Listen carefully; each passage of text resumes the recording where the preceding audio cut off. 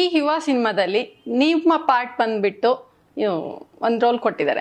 ಅದು ನಿಮ್ಗೆ ಯಾವ ತರ ಫೀಲ್ ಆಯ್ತು? ಕಾಂತಾರದಲ್ಲಿ ತಗೊಂಡ್ರೆ ಲೀಲಾ ಅನ್ನೋದು ಈ ಮೂಗುತಿಯಿಂದನೇ ಎಕ್ಸ್ಪ್ರೆಷನ್ ಜಾಸ್ತಿ ಫೈಂಡ್ ಔಟ್ ಮಾಡ್ತಿದ್ರು ಜನ. ಈಗ ಇದ್ರಲ್ಲಿ ಸಿರಿ ಅನ್ನೋ ಪಾರ್ಟ್ ನಿಮ್ಗೆ ಕೊಟ್ಟಿದ್ದಾರೆ. ಅದ್ರ ಪಾರ್ಟ್ ನಿಮ್ಗೆ ಏನ್ ಅನ್ಸುತ್ತೆ? ತುಂಬಾ ಖುಷಿ ಅನ್ಸ್ತು. ಅಂದ್ರೆ ಸಂತೋಷ್ ಸರ್ ಮತ್ತೆ ವಿಜಯ್ ಸರ್ ಲೀಲಾನ ಪಾತ್ರ ಆದ್ಮೇಲೆ ಅಷ್ಟು ಮೆಚೂರ್ಡ್ ಕ್ಯಾರೆಕ್ಟರು ಲೀಲಾನ ಪಾತ್ರ, ಮಾತಾಡ್ತಾ ಇರ್ಲಿಲ್ಲ ಜಾಸ್ತಿ.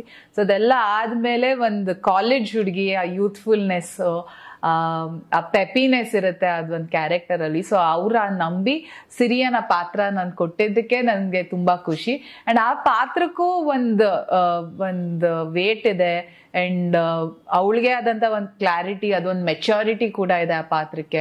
ಅವಳಿಗೆ ಗೊತ್ತು ಅವಳಿಗೆ ಏನ್ ಬೇಕು ಏನ್ ಬೇಡ ಅಂತ. ಸೊ ಯಾರೇ ಏನೇ ಹೇಳಿದ್ರು ಆ ಪಾತ್ರಕ್ಕೆ ಅವಳ ಜೀವನ ಅವಳು ಯಾವ ರೀತಿ ತಗೊಂಡು ಹೋಗ್ಬೇಕು, ಅವಳು ಎಷ್ಟು ಇಂಡಿಪೆಂಡೆಂಟ್ ಆಗಿರ್ಬೇಕು ಅನ್ನೋದು ಆ ಪಾತ್ರಕ್ಕೆ ಗೊತ್ತು. ಸೊ ಅಷ್ಟು ವೇಟೇಜ್ ಇರೋ ಪಾತ್ರ.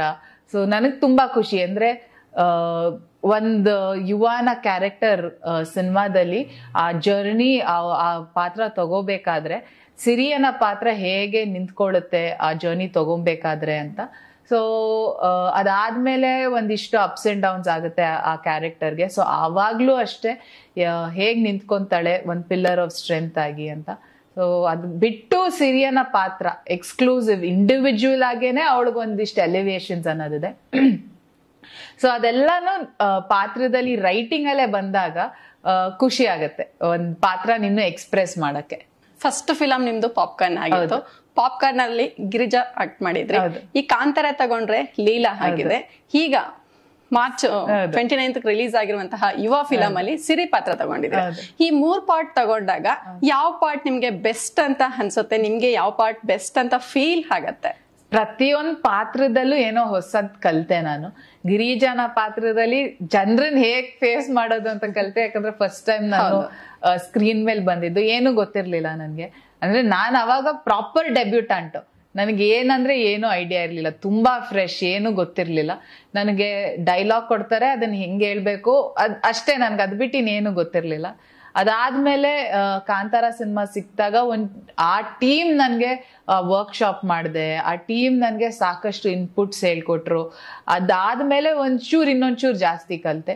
ಯುವ ಸಿನಿಮಾಗ್ ಬಂದಾಗ ಇನ್ನೂ ಜಾಸ್ತಿ ಕಲಿಯಕ್ ಸಿಕ್ತು. ಪಾತ್ರ ಆಗಿರ್ಬೋದು, ಟೆಕ್ನಿಕ್ಯಾಲಿಟೀಸ್ ಆಗಿರ್ಬೋದು, ಅಥವಾ ಒಂದು ಪಾತ್ರಕ್ಕೆ ನಾನು ಹೇಗ್ ಕಾಣಿಸ್ಕೊಬೇಕು ಅನ್ನೋ ರೀತಿ ಆಗಿರ್ಬೋದು, ಅದೆಲ್ಲ ಒಂದೊಂದು ಪಾತ್ರ ಒಂದೊಂದು ಹೇಳ್ಕೊಡ್ತಾ ಬಂತು.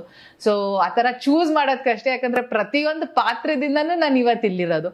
ಗಿರಿಜಾನ ಪಾತ್ರದಿಂದ ಲೀಲಾ ಅದೇ, ಲೀಲಾನ ಪಾತ್ರದಿಂದಾನೇ ಸಿರಿ ಆಗಿದ್ ನಾನು ಇವತ್ತು. ಸೊ ಆತರ ಚೂಸ್ ಮಾಡೋದ್ ಕಷ್ಟ.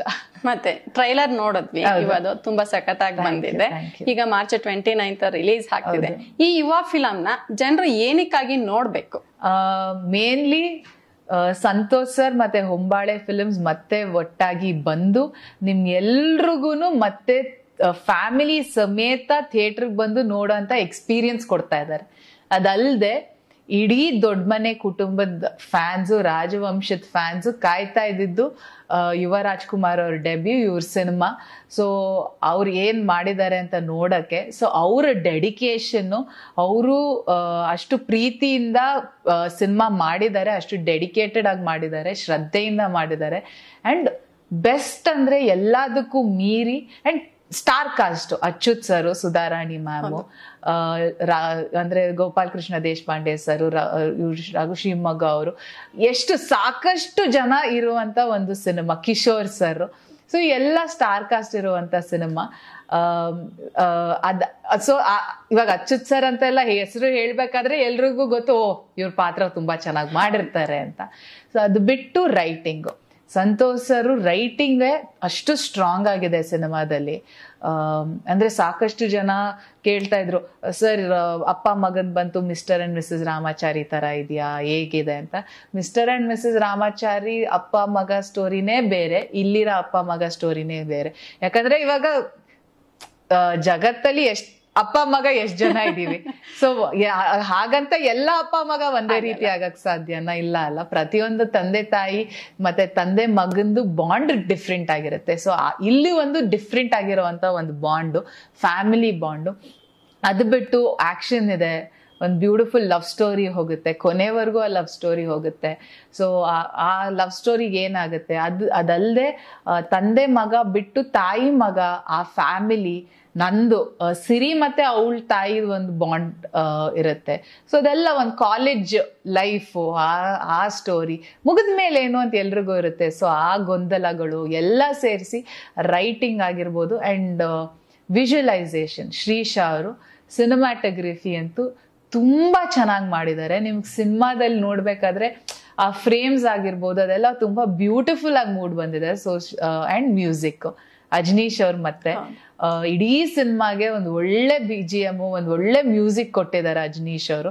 ಸೊ ಇದೆಲ್ಲ ಸೇರಿಸಿ ಒಂದು ಹೋಲ್ ಪ್ಯಾಕೇಜ್, ಅದಕ್ಕೋಸ್ಕರ ನೀವು ಬರಬೇಕು ಸಿನಿಮಾಗೆ. 29th release